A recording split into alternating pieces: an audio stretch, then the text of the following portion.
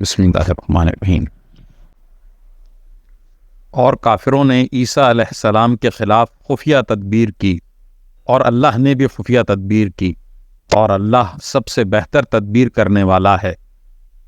اس کی تدبیر اس وقت سامنے آئی جب اللہ نے کہا تھا کہ اے عیسیٰ، میں تمہیں صحیح سالم واپس لے لوں گا اور تمہیں اپنی طرف اٹھا لوں گا، اور جن لوگوں نے کفر اپنا لیا ہے ان کی ایذا سے تمہیں پاک کر دوں گا، اور جن لوگوں نے تمہاری اتباع کی ہے ان کو قیامت کے دن ان لوگوں پر غالب رکھوں گا جنہوں نے تمہارا انکار کیا ہے۔ پھر تم سب کو میرے پاس لوٹ کر آنا ہے۔ اس وقت میں تمہارے درمیان ان باتوں کا فیصلہ کروں گا جن میں تم اختلاف کرتے تھے۔ چنانچہ جو لوگ ایسے ہیں کہ انہوں نے کفر اپنا لیا ہے ان کو تو میں دنیا اور آخرت میں سخت عذاب دوں گا، اور ان کو کسی طرح کی مددگار میسر نہیں آئیں گے۔ البتہ جو لوگ ایمان لائے ہیں اور انہوں نے نیک عمل کیے ہیں ان کو اللہ پورا ثواب دے گا، اور اللہ ظالموں کو پسند نہیں کرتا۔ اے پیغمبر، یہ وہ آیتیں اور حکمت بھرا ذکر ہے جو ہم تمہیں پڑھ کر سنا رہے ہیں۔ اللہ کے نزدیک عیسیٰ کی مثال آدم جیسی ہے۔ اللہ نے انہیں مٹی سے پیدا کیا، پھر ان سے کہا ہو جاؤ، بس وہ ہو گئے۔ حق وہی ہے جو تمہارے رب کی طرف سے آیا ہے، لہٰذا شک کرنے والوں میں شامل نہ ہو جانا۔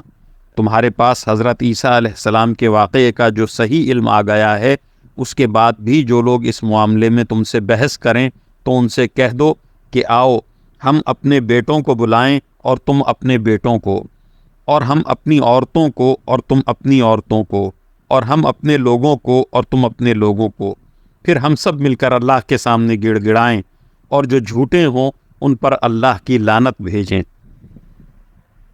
یقین جانو کہ واقعات کا سچا بیان یہی ہے، اور اللہ کے سوا کوئی معبود نہیں ہے، اور یقیناً اللہ ہی ہے جو اقتدار کا بھی مالک ہے، حکمت کا بھی مالک۔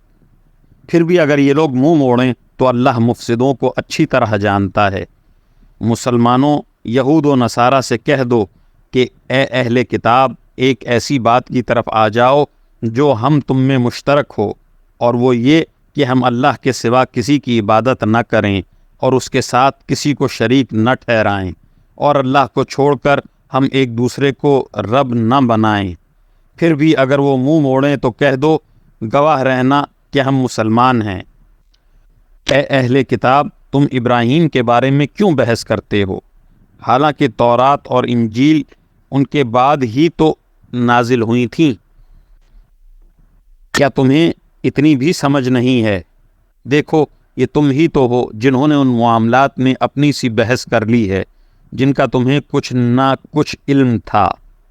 اب ان معاملات میں کیوں بحث کرتے ہو جن کا تمہیں سرے سے کوئی علم ہی نہیں ہے؟ اللہ جانتا ہے اور تم نہیں جانتے۔ ابراہیم نہ یہودی تھے نہ نصرانی، بلکہ وہ تو سیدھے سیدھے مسلمان تھے، اور شرک کرنے والوں میں کبھی شامل نہیں ہوئے۔ ابراہیم کے ساتھ تعلق کے سب سے زیادہ حقدار وہ لوگ ہیں جنہوں نے ان کی پیروی کی، نیز یہ نبی آخر الزماں صلی اللہ علیہ وسلم اور وہ لوگ ہیں جو ان پر ایمان لائے ہیں، اور اللہ مومنوں کا کارساز ہے۔ مسلمانوں، اہل کتاب کا ایک گروہ یہ چاہتا ہے کہ تم لوگوں کو گمراہ کر دے، حالانکہ وہ اپنے سوا کسی اور کو گمراہ نہیں کر رہے، اگرچہ انہیں اس کا احساس نہیں ہے۔